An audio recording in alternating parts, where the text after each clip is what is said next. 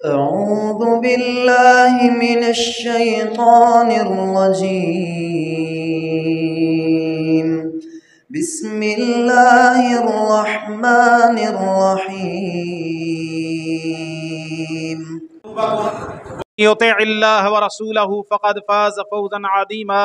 أما بعد فإن خير الحديث كتاب الله وخير الهدي هدي محمد صلى الله عليه وسلم وشر الأمور محدثاتها وكل محدثة بدعة وكل بدعة ضلالة وكل ضلالة في النار. تمام قسم کی حمد و ثنا، تعریفات، تسبیحات، تکبیرات، بڑائیاں، بزرگی صرف اللہ رب العالمین کے لیے ہے جو ہم سب کا خالق، مالک، رازق اور مدبر ہے. اور اس کے بعد پھر لاکھوں کروڑوں درود و سلام ہوں اس ہستی اقدس و مقدس کی ذات پر کہ جن کا نام نامی، اسم گرامی محمد کریم صلی اللہ علیہ وآلہ وسلم ہے.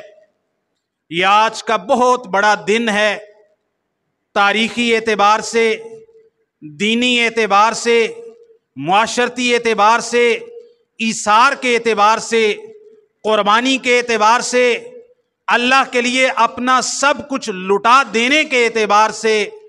آج سے کوئی 4-5 ہزار سال پہلے ہماری ملت کے جد امجد، ہمارے باپ سیدنا و رسولنا و خلیلنا و خلیل ربنا ابراہیم علیہ السلام نے اللہ تعالیٰ کا گھر بناتے ہوئے وَإِذْ يَرْفَعُ إِبْرَاهِيمُ الْقَوَاعِدَ مِنَ الْبَيْتِ وَإِسْمَاعِيلُ رَبَّنَا تَقَبَّلْ مِنَّا إِنَّكَ أَنْتَ السَّمِيعُ الْعَلِيمُ.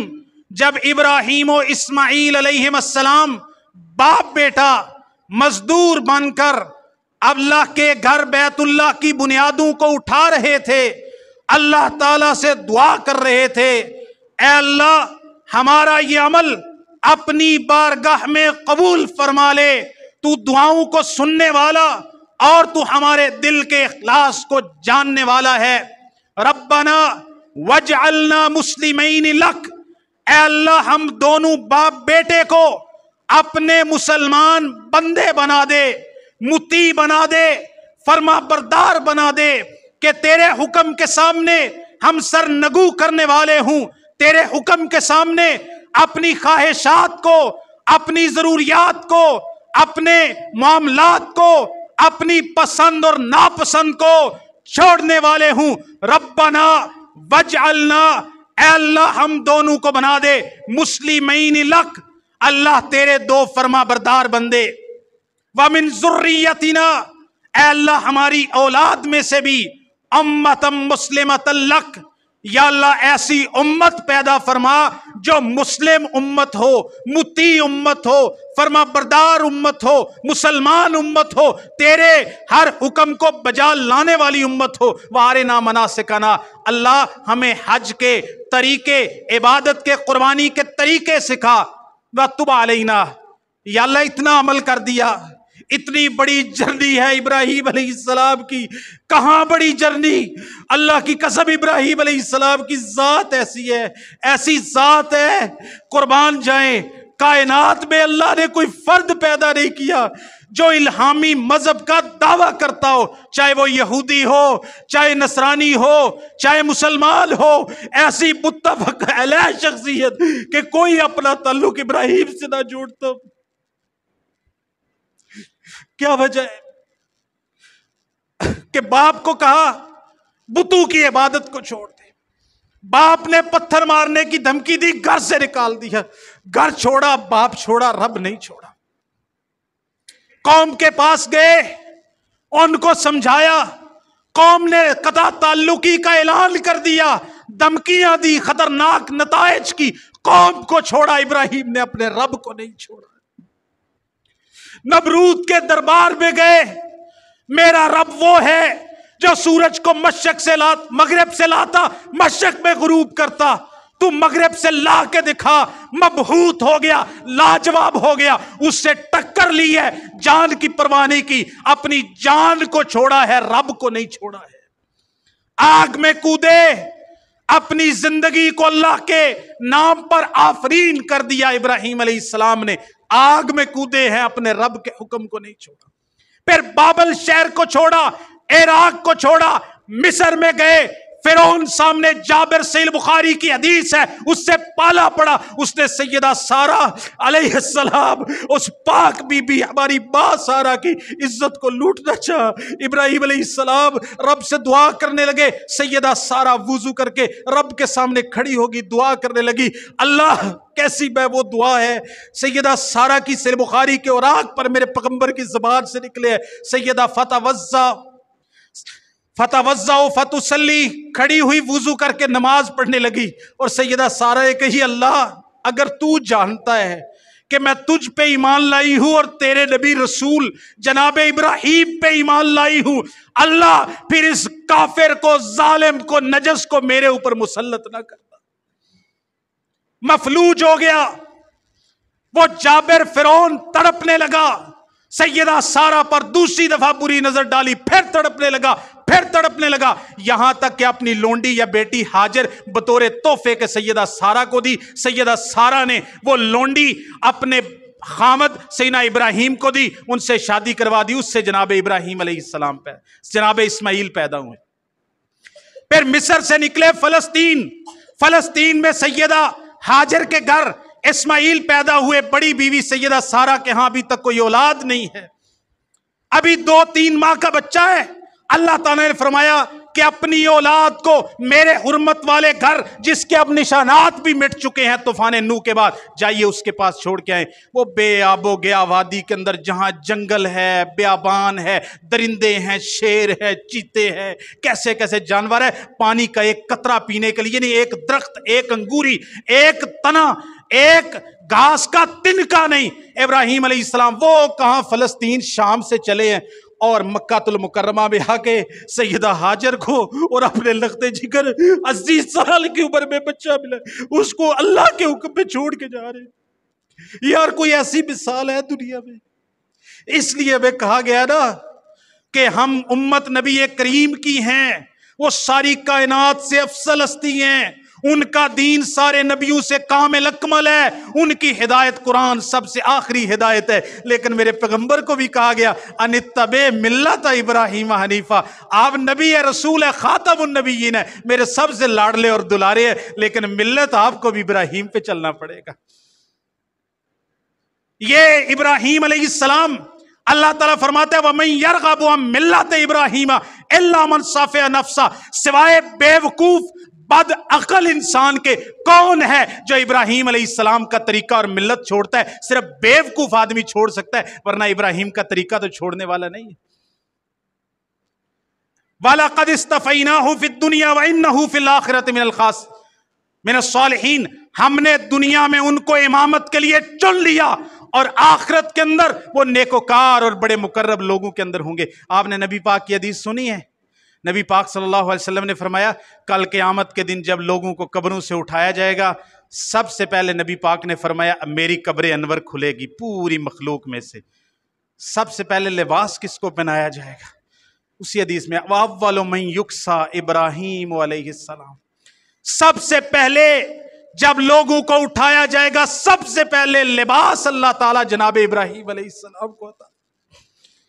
یہ میں نے جمعہ میں حدیث بیان کی تھی، کیسے ہیں ابراہیم علیہ السلام، ان کا مقام کیا ہے میرے اور آپ کے محبوب جناب محمد کے نزدیک۔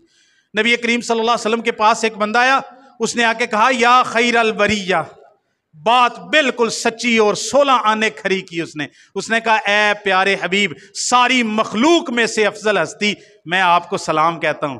آپ نے فرمایا ذاک ابراہیم علیہ السلام۔ نبی پاک کو بندہ کہتا ہے یا خیر البریہ، حالانکہ آپ ساری مخلوق میں سے افضل ہیں۔ اس نے ٹھیک بات کی، لیکن پیغمبر اپنا ذرا تعلق جتاتے ہوئے کہتے ہیں یار وہ تو ابراہیم علیہ السلام تھے جو ساری مخلوق سے افضل۔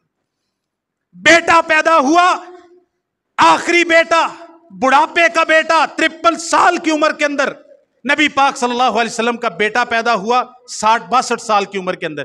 نبی پاک صلی اللہ علیہ وسلم فجر کی نماز پڑھانے کے لیے آئے. صحیح بخاری میں حدیث ہے کہا ولد لی اللیلۃ ولد وسمیتہ علی اسم ابی ابراہیم. میرے گھر اللہ تعالیٰ نے آج بیٹا دیا ہے اور میں نے اس کا نام اپنے باپ ابراہیم کے نام پر ابراہیم رکھا ہے. ابراہیم علیہ السلام اذ قال لہ ربہ اسلم، یہ ہے اصل پیغام آج کی قربانی کا اور ملت ابراہیم کا. جب اللہ نے ابراہیم علیہ السلام کے سے کہا اسلم، اے میرے پیارے ابراہیم رب کے حکم کے سامنے مطیع ہو جاؤ، میری غلامی قبول کر لو. جناب ابراہیم نے کہا اسلمت لرب العالمین، میں اپنے تمام جہانوں کے رب کے لیے مطیع فرما بردار اور اس کی غلامی کو قبول کر لیا میں. اللہ تعالیٰ فرماتے ہیں اور اسی بات کی ابراہیم علیہ السلام اپنے بیٹوں کو وصیت کر کے گئے. یعقوب علیہ السلام اپنے بیٹوں کو وصیت کر کے گئے کہ اللہ تعالیٰ نے تمہارے لیے ایک دین منتخب کیا ہے، جب بھی مرنا مسلمان مرنا، مسلم مرنا. اور تمہیں وہ بات یاد ہے، یہ آخری آیت، تمہیں یہ بات یاد ہے جب یعقوب علیہ السلام کے پاس اللہ کا فرشتہ موت کا پیغام لے کے آیا، اپنے بیٹوں کو کیا کہہ رہے تھے؟ ما تعبدون من بعدی، میرے بعد تم کس کی عبادت کرو گے؟ آگے سے بیٹے کہتے ہیں یعقوب علیہ السلام کے نعبد الہک، یعقوب ہمارے والد گرامی ہم آپ کے رب کی عبادت کریں گے، وار الہ آبائک، اور آپ کے آبا و اجداد ابراہیم اسماعیل اور اسحاق کے رب الہ واحدہ، ایک اللہ کی عبادت کریں گے. یہ ہے پیغام قربانی کا.